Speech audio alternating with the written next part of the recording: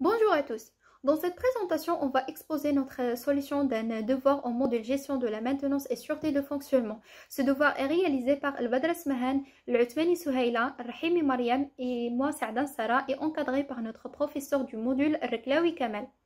Ce devoir consiste à déterminer la fiabilité d'un composant afin de déterminer sa périodicité de remplacement. Le maintien des équipements de production est un enjeu clé pour la productivité des usines, aussi bien que pour la qualité des produits. La maintenance des systèmes est devenue un point essentiel lors de leur conception et de leur exploitation, tant pour des questions de sécurité et de sûreté de fonctionnement que pour des questions de rentabilité. Et voici notre problématique. Sur une machine d'insertion automatique de composants électroniques sur des circuits imprimés, la rupture du doigt de préhension des composants situé à l'extrémité d'un bras manipulateur provoque des arrêts importants, changement des doigts, réinitialisation de la machine et réglage. Le service maintenant décide d'étudier la fiabilité de ces éléments en vue d'instaurer une action de maintenance préventive systématique les concernant, sachant que l'entreprise possède 14 machines d'insertion automatique de composants électroniques. Et voici le travail demandé. Premièrement, étude de taux de défaillance. Deuxièmement, étude de la fonction de rentabilité RT. Troisièmement, choix de la périodicité de changement systématique T. Et finalement, on va déterminer les sous-systèmes les plus pénalisants en fonction du temps d'arrêt. Mais avant d'entamer notre solution, on va voir qu'est-ce que la maintenance systématique préventive. La maintenance préventive systématique consiste à fixer un échantillon basé sur le temps de fonctionnement où les unités d'œuvre accumulées puis à remplacer systématiquement une certaine de pièces préalablement définies. Premièrement, étude de taux de défaillance Landaté. Tout d'abord, on va remplir un tableau d'un taux de défaillance, puis on va tracer ce dernier en fonction du temps. Mais c'est quoi un taux de défaillance? Le taux de défaillance Landaté représente la vitesse d'arrivée des pannes et s'exprime de la manière suivante. Landaté égale le nombre du matériel défaillant pendant un intervalle de temps delta T sur le nombre de la matériel en service au début de delta T fois T. Et voici le tableau que nous avons obtenu. Pour chaque intervalle de temps delta T, nous avons obtenu un taux de défaillance. Par exemple, entre 0 et 150, nous avons obtenu un taux de défaillance qui est égal à 4,8 fois 10 à la puissance moins 4. Et voici la représentation graphique du taux de défaillance. De cette présentation, on peut conclure que cette courbe met en évidence la période de défaillance par vieillissement. Une action de maintenance préventive systématique n'est envisageable que si les systèmes se trouve dans la période de vieillissement, donc un changement systématique des doigts de préhension suivant une périodicité donnée est envisagé. Dans cette étape, on va faire une étude de la fonction fiabilité RT. La courbe précédente montre que le changement systématique des doigts doit être envisagé. On se propose donc de déterminer la périodicité de changement. Pour le travail à faire, alors, on va compléter le tableau de calcul de la fonction fiabilité en utilisant bien sûr le tableau du taux de défaillance et on va représenter graphiquement la fiabilité en fonction du temps. Mais d'abord, on va donner une définition de fiabilité. Donc la fiabilité, c'est l'aptitude d'un bien à accomplir une fonction requise ou à satisfaire les besoins des utilisateurs dans des conditions données et durant un intervalle de temps donné. On suppose bien sûr que le bien est en état d'accomplir la fonction requise au début de l'intervalle de temps donné. La fiabilité se traduit donc par l'aptitude d'un bien à avoir une faible fréquence de défaillance. Le terme fiabilité est également utilisé pour désigner la valeur de la fiabilité et peut être défini comme une probabilité.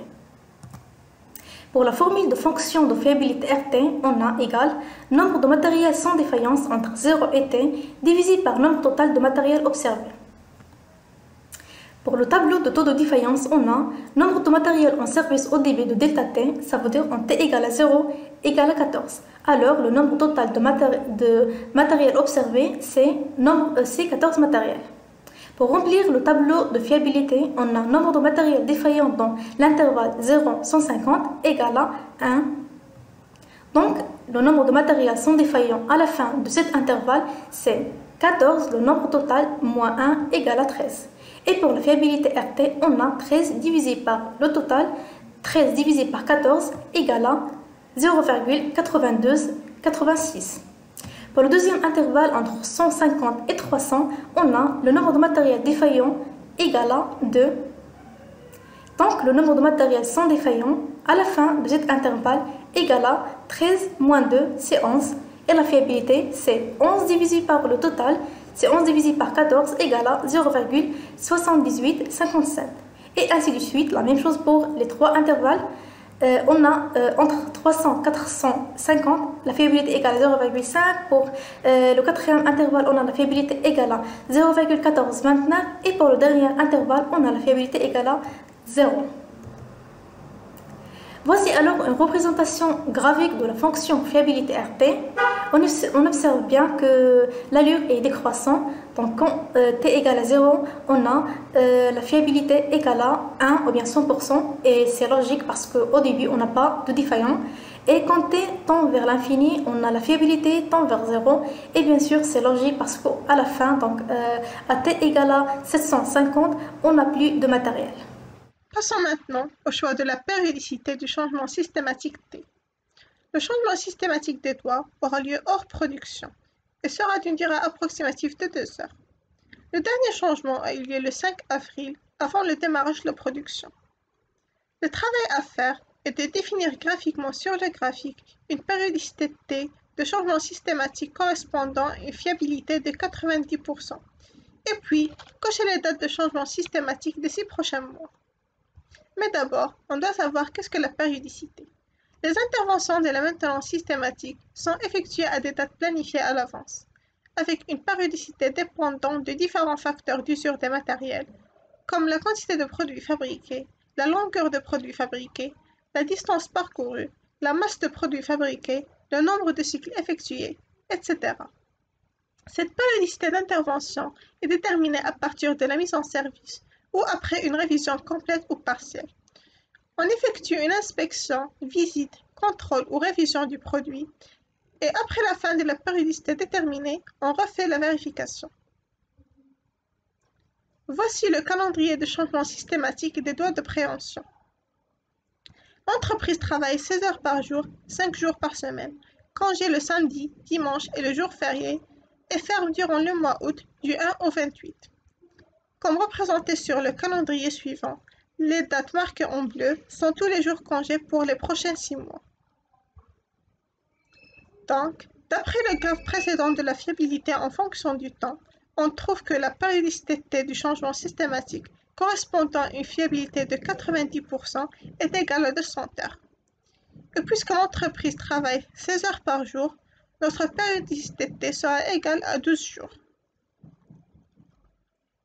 Ce qui implique que les dates de changement systématique des 6 prochains mois seront le 19 avril, le 5 mai, 25 mai, 10 juin, 28 juin, le 15 juillet, 30 août et le 15 septembre, comme il est indiqué sur le calendrier. Maintenant, on va entamer la quatrième partie qui consiste à déterminer les sous-systèmes les plus pénalisants en fonction des temps d'arrêt. Donc, comme il est indiqué, le système sur lequel on va appliquer notre étude, c'est une chaîne alimentaire. Elle est composée de plusieurs sous-systèmes, et chaque sous-système possède un temps d'arrêt qui est estimé en heures. Pareil pour le sous-système represse-verse-surgélateur, on va déterminer les modes de défaillance les plus pénalisants en fonction des temps d'arrêt en appliquant bien sûr la loi de Pareto. Donc avant d'entamer la partie calcul, on va faire un petit rappel sur le diagramme de Pareto. Donc le diagramme de Pareto, c'est un graphique représentant l'importance de différentes causes d'un phénomène ou d'un effet. C'est un diagramme qui permet d'hiérarchiser et de classer selon la priorité l'ensemble des causes d'un phénomène ou d'un problème. C'est un outil efficace pour la prise de décision. Il est construit en plusieurs étapes. Premièrement, on doit collecter les informations relatives au problème. Deuxièmement, on va définir le critère de sélection. Troisièmement, on va classer le sujet dans l'ordre décroissant. Quatrièmement, on va calculer les valeurs cumulées des critères. Et finalement, on va remplir le tableau et tracer la courbe des fréquences cumulées. Donc, pour notre exemple, on va classer les temps d'arrêt selon un ordre décroissant. On va cumuler les temps d'arrêt et finalement, on va calculer le pourcentage cumulé en divisant le temps d'arrêt sur le temps d'arrêt cumulé sur le temps d'arrêt total qui est 156. Et après, on va tracer le diagramme de Pareto. Donc, comme vous constatez, les trois premiers sous-systèmes appartiennent à la zone A qui cumule 70%. Autrement dit, c'est la zone la plus critique. Ensuite, on a les 3 autres sous-systèmes appartiennent à la zone B qui cumule presque 20%. Et finalement, on a les 4 derniers sous-systèmes appartiennent à la zone C qui cumule juste 10%. Donc, comme titre de conclusion, on peut dire que les sous-systèmes 9, 3, 4 sont les 3 sous-systèmes qui cumulent 70%. Ils sont ceux qui engendrent le plus grand nombre du temps d'arrêt. À vrai dire, ils sont les sous-systèmes les plus critiques et les plus pénalisants sur lesquels il faut agir. Mais heureusement, il existe plusieurs solutions envisageables afin d'atténuer le problème, voire l'éradiquer. Par exemple, on pourra adopter la maintenance préventive systématique afin d'éviter que ces 3 systèmes tombent en panne. Deuxièmement, on pourra améliorer la maintenabilité par la diminution de temps de vérification de la défaillance et de localisation, le temps de diagnostic, le temps de répartition, le temps de contrôle et finalement, on pourra améliorer la disponibilité. Pour le système reprise vers surgélateur, on va procéder de la même manière qu'auparavant. Donc, on va classer les temps d'arrêt selon un ordre décroissant. On va calculer le temps d'arrêt cumulé et on va calculer le pourcentage cumulé en divisant le temps d'arrêt cumulé sur le temps d'arrêt total qui est 34. Et après, on va tracer le diagramme de Pareto. Donc, comme vous voyez très bien, les 4 premiers modes de défaillance appartiennent à la zone A qui cumule 70%. À vrai dire, c'est la zone la plus critique, la plus pénalisante. Donc, on peut dire que les modes de défaillance suivants, coincement du râteau et indication erronée de la cellule, sont les modes de défaillance les plus critiques sur lesquels il faut agir, puisqu'ils représentent le plus grand nombre d'arrêts et appartiennent à la classe A qui cumule 70%. Pour les solutions, on pourra effectuer la maintenance préventive systématique, on pourra améliorer la maintenabilité afin de réduire le temps d'arrêt et finalement, on pourra améliorer la disponibilité. Et finalement, nos vifs remerciements s'adressent à M. Wiklewi Kamel pour tous ses efforts déployés tout au long de ce semestre, notamment durant cette période critique de pandémie où nous étions obligés de travailler à distance. On vous remercie infiniment pour cette opportunité qui nous permet de travailler ce module d'une manière innovante par laquelle on a appris pas mal de choses. Nous vous sommes tellement reconnaissantes pour votre sens d'organisation, d'innovation et d'empathie.